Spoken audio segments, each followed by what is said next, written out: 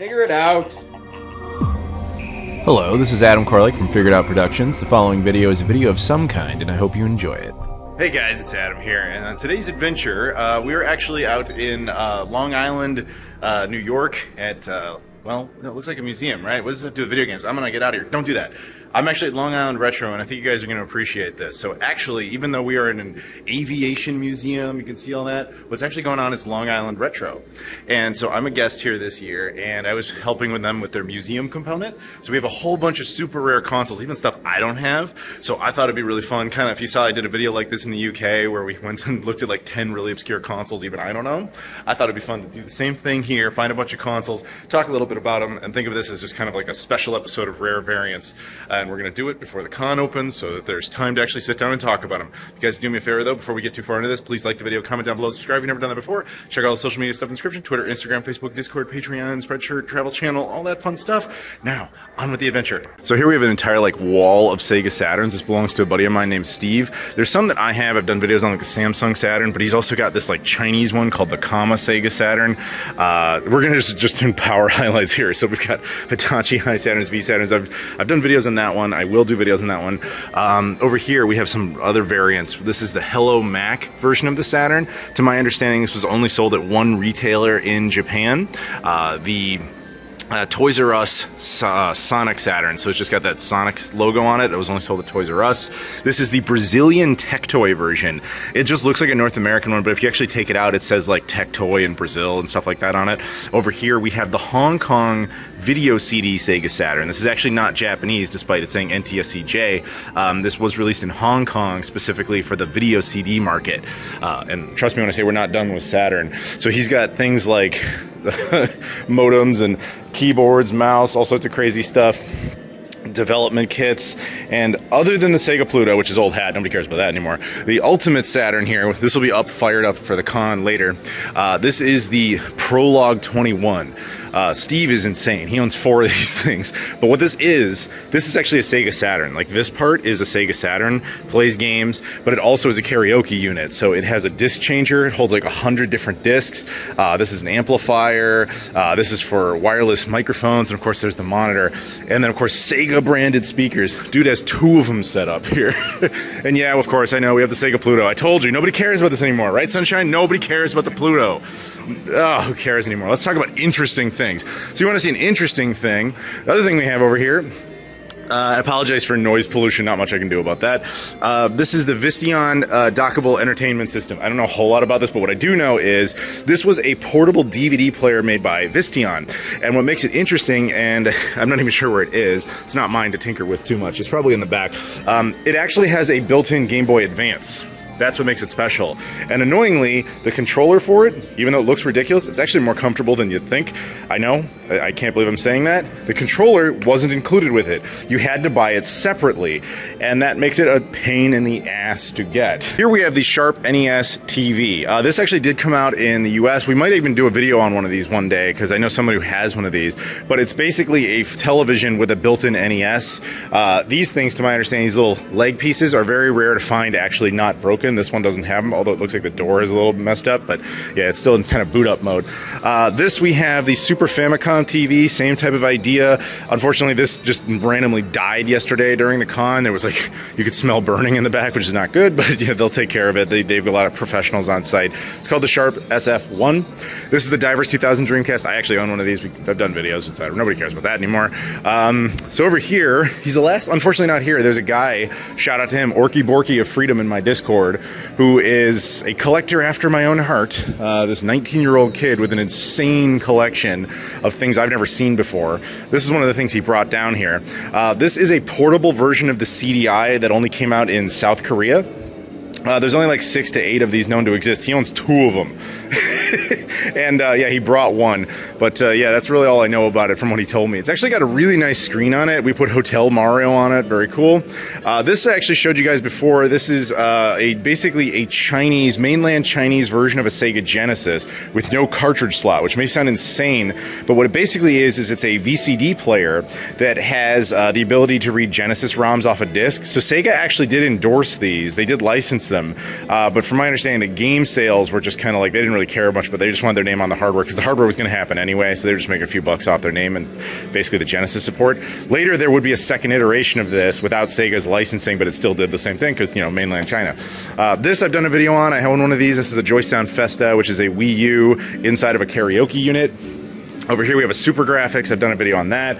Then we get into weird like MSXs. Actually, this is Sunshine's. This is an Arabic MSX. Very, very cool. Panasonic GameCube. I have one of these. I'll do a video on it someday, I promise.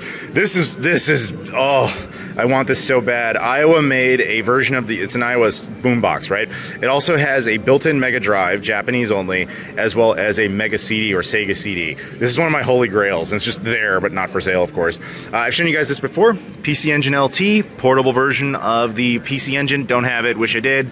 Awesome. Bandai Palladium. I made a video on it. You can check that out. Here we have, this is also by Orky Borky of Freedom. This is a version of a CDI. He said he has never seen a console more damaged and broken, but this is like a CD player, cassette player, like almost like a boombox, kind of like the Iowa thing actually, but for a CDI, but horribly, horribly, horribly damaged. He has a Mega Jet. Yeah, I've got one of those. I've done a video on it. You can watch that. This is the Famicom Titler. This was working. This is by Sharp. It plays Famicom. It might have a Famicom disk system. I'm not sure, to be honest with you. It was working and set up over there, and then it just randomly died during the con, so we're gonna have to deal with that later. This is owned by Sunshine. This is a pair of VR goggles, basically, that was designed for dental equipment, but not for like dentistry. It was, the idea was that you were gonna be able to play video games on it while you're having your teeth work done, and it was a massive failure, but he owns one of them.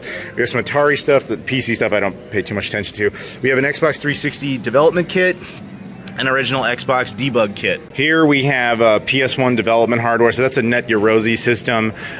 This is more of a test station. It's not quite labeled right, but that's okay. I mean, I've made plenty of mistakes, I understand too.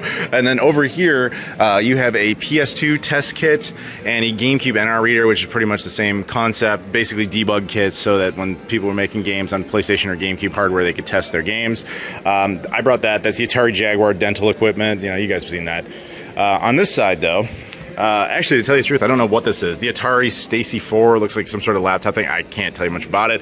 Laser Active. This looks to be the Japanese version. I own one of these as well. I've done a video on it years ago. It's probably due for an update. However, mine doesn't have the PC Engine or TurboGrafx modules. I just have the Genesis one.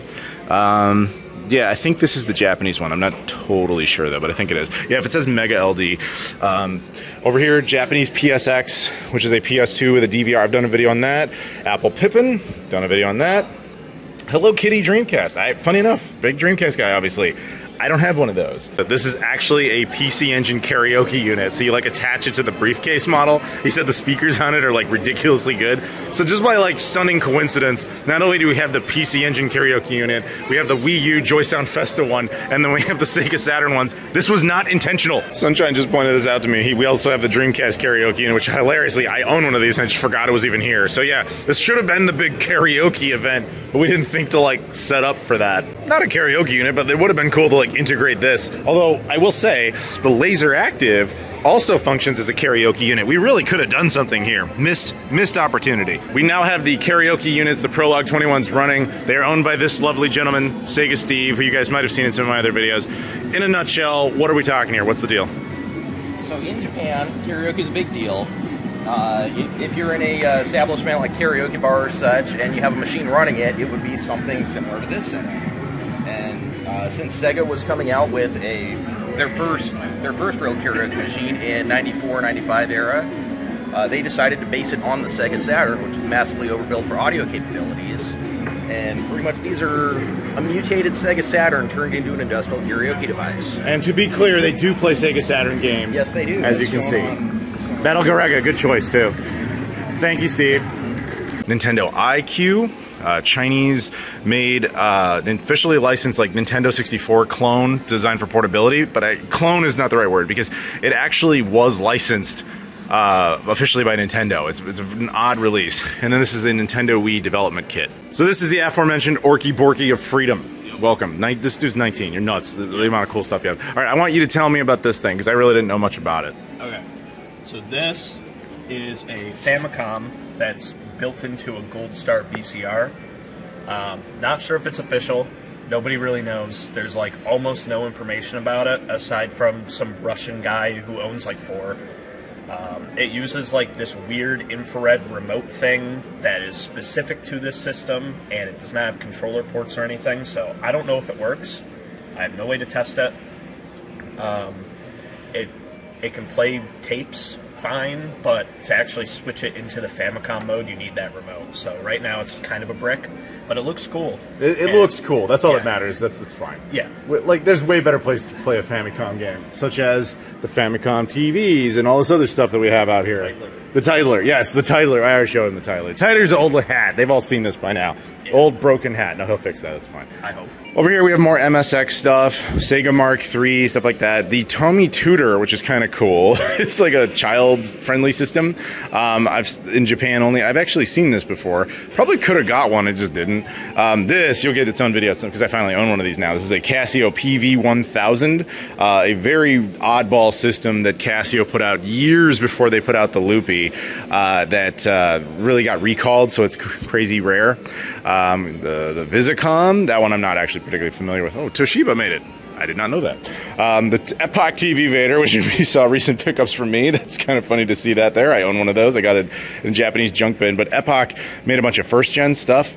This is basically just, you know, Space Invaders in a single box, and then you have a few other pieces of hardware that they did. Over here, we, of course, have the GOAT, the Casio Loopy. I did a whole video on that. There's nothing else I can even say.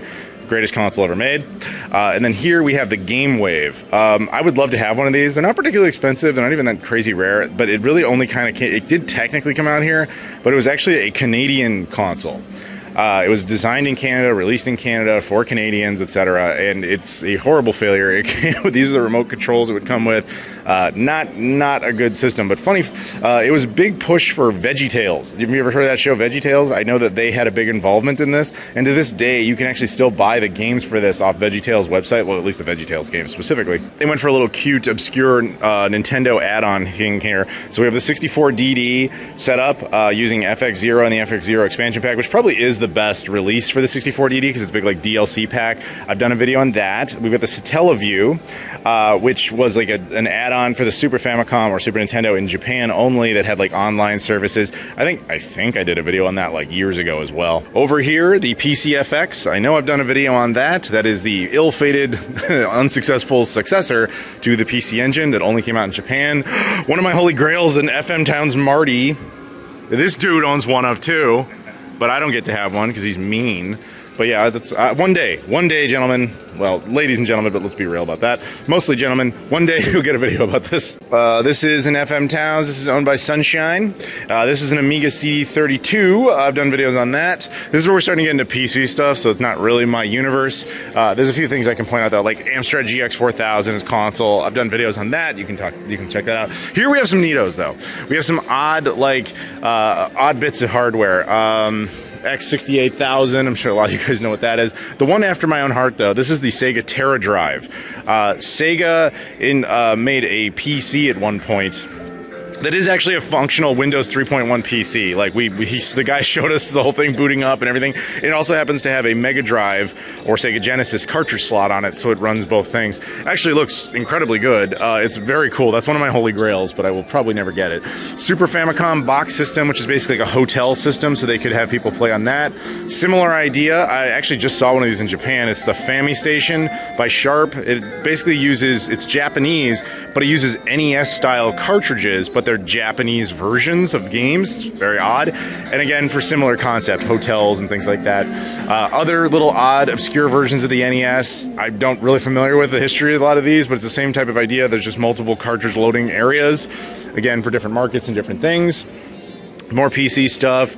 Again, not super in my wheelhouse. And as you can see, like I said, it's an aviation museum. You guys should definitely come out here. But let me go find you some more obscure game consoles. We have some other oddities, but nothing super crazy rare over here. Ultra Pong by Atari, Pong by Atari. We have the road piece with this very, well, it's plastic as hell, but it feels like a really realistic gun as far as like, well, okay, it looks like a realistic gun. But yeah, I like that. Very cool. Here we have some ones that are lesser, you know, the VTech children's stuff and, you know, the LJN video art. Oh, and a Sega Genesis. You never see those. I'd obviously think this is where you start to get into things that are like common, like the 2600, but you also get another Game Wave, oddly enough. VTech's talking thing. The Action Max, which was a cool like VHS integrated video game console. Mattel Hyperscan. And, oh, hang on, I want to save that one. We also have the Socrates thing, the Sega Pods. I think this, I mean, okay, I'm intentionally not showing something, but in the back, there's more game consoles and things. It's like, you know, your more expected ones, your N64s, Dreamcast, all that sort of stuff for fun. I'm going to end it on this, even though this is not official. A Sega Neptune. My buddy, his name's George, built this. It's just the 32X and a Genesis combined, and a customized shell and everything, but totally operational.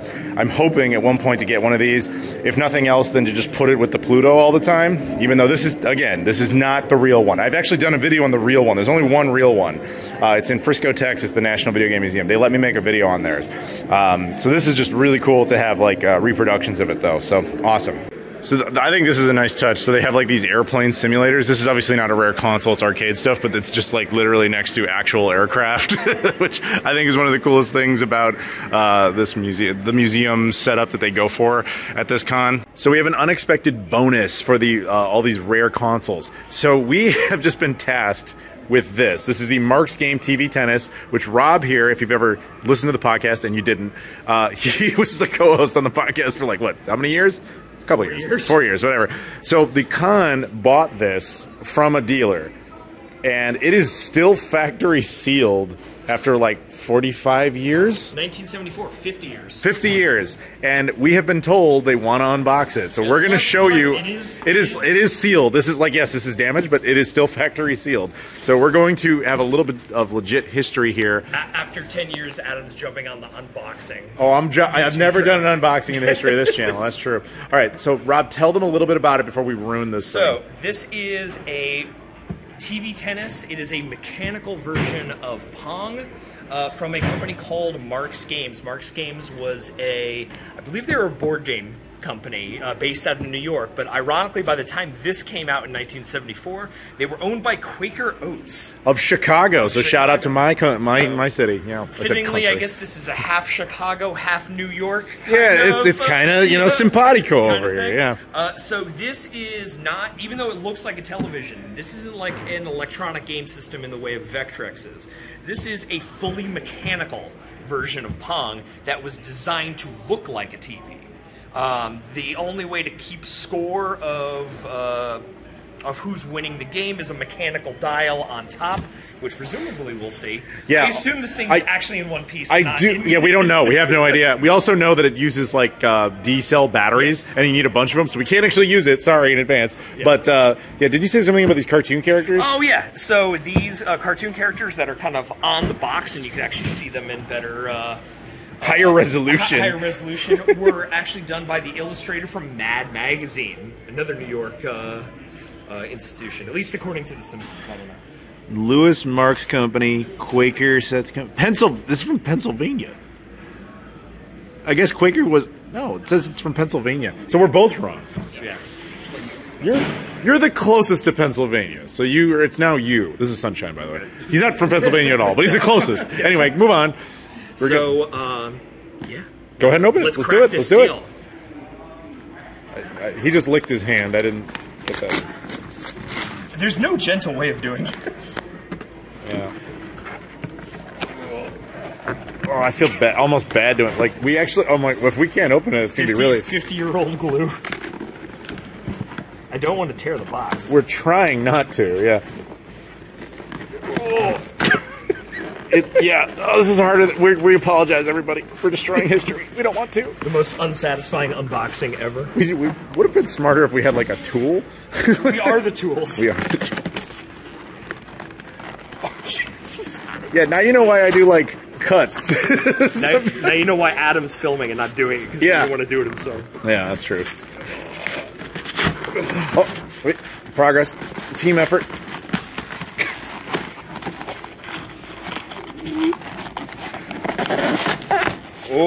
Oh. Here it is.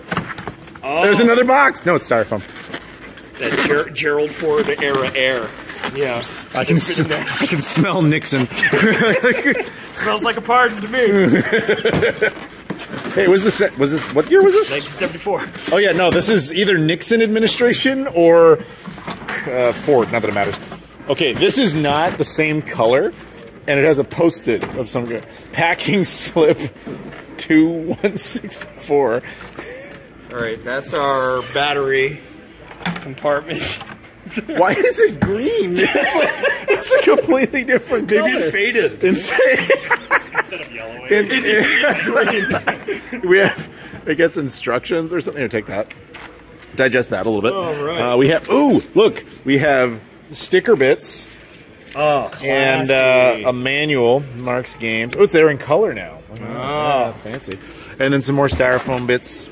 But, hey, you know, and we're doing an unboxing of a history. Of a 50-year-old piece of crap. So here is, I don't know if this has been scanned online, but here we go, everybody. Yeah, take a PDF. Internet Archive. Internet, like, there you go. There's your moment, everybody. There you go. You now know all the history. How to change the light bulb on a TV tennis. It looks oddly in terrible shape for something that's been sitting in a sealed box. I guess the handle. Why is it green?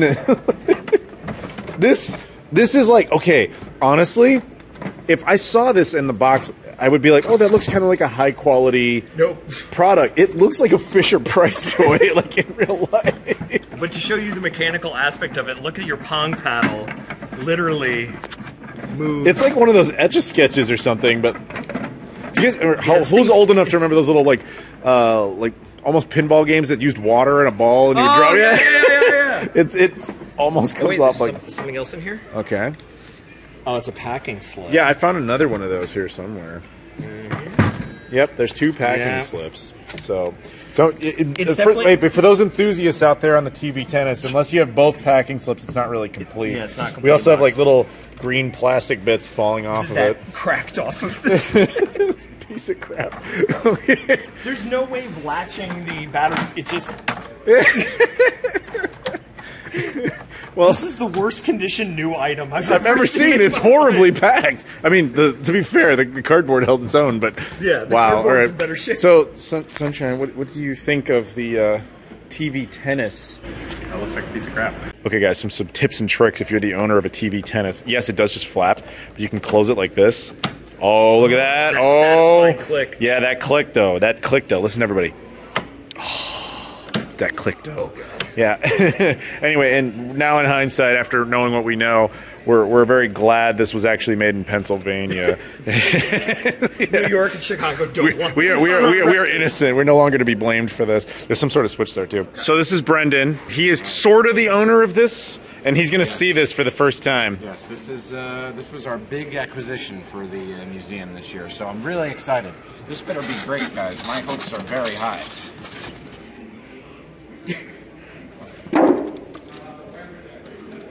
Yeah, that was our reaction too. Is it missing a piece? Nope. This is it. It looks like us to like a Fisher-Price toy. It's really, really hideous. This would be the ugliest thing in the museum if you put this out. Yeah, you might want to get a return if you can. Good thing the expo paid for it. Anyway, I hope you guys enjoyed this video, got something out of it, you learned a little nuggets and stuff. And if you ever get a chance, not only should you go to an awesome retro video game convention to see cool stuff like this, but you should go to Long Island Retro in the future. Brendan, should they go to Long Island Retro in the future? They should just come here and stay here as long as they can. That's exactly just what like I'm saying. Find a cubby to sleep and then just wait for next year and just you'll be ready to go. I mean, you could actually live in one of these pods. You can skip the line by Yeah, that's a great one. And plus you don't even have to pay for a ticket. Not good for you guys, but hey, it's a good way for you guys to watch another. but in all seriousness, yes, if you ever get a chance, you should definitely come out to a con like this. Long Island Retro has one of the best like museum components to any video game con I've ever been to, and we were honored to be involved. Not just Sega Pluto and things, but like having some of my buddies bring all their rare stuff, and yeah, it's awesome. So hopefully we see a lot of you guys in the future. But in the meantime, if you guys can do me a favor, please like this video, comment down below, subscribe if you've never done that before, and check out all the social media stuff in the description. Twitter, Instagram, Facebook, Discord, Patreon, Spreadshirt, and my travel channel. I appreciate the support. Thank you so much for watching, and I'll see you all later.